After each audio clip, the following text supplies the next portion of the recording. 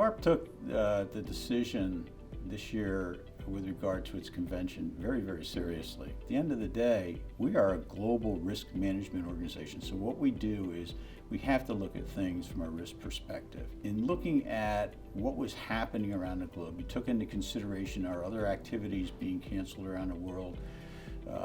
From what we knew, at least in the New York metropolitan area where the convention was being held, just how much risk were we putting people in front of, and if we did in fact have the convention, and then also taking a look at it from the perspective of others that are going to come in. Do we want to put them at risk or in a situation where they feel uncomfortable? Secondly, we felt that we could do other things. We could take advantage of technology. We could provide a lot of the same learning and a lot of the same activities that we were going to be having through the various panels, through the various sessions that we were going to have at the convention. We could do that electronically. You have to look at there's positives that could be coming out of this. And from our perspective, we can learn.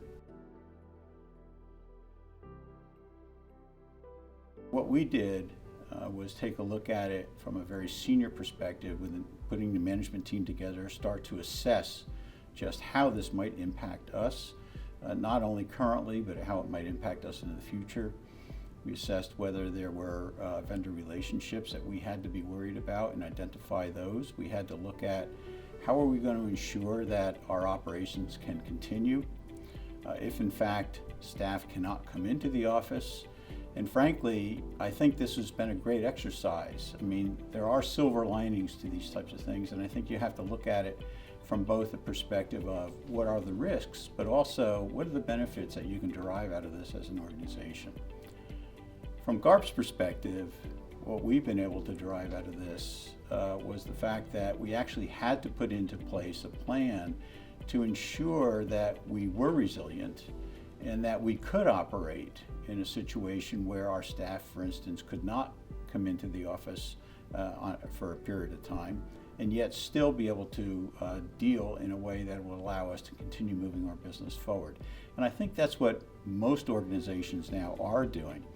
They're looking at how can they operate in this day and age. They're using technology to the fullest advantage. So I think that there are a lot of positives that can be taken out of this in terms of lessons learned and ways that you can actually ensure that you have the resiliency. We're actually having to do this on a real-time basis.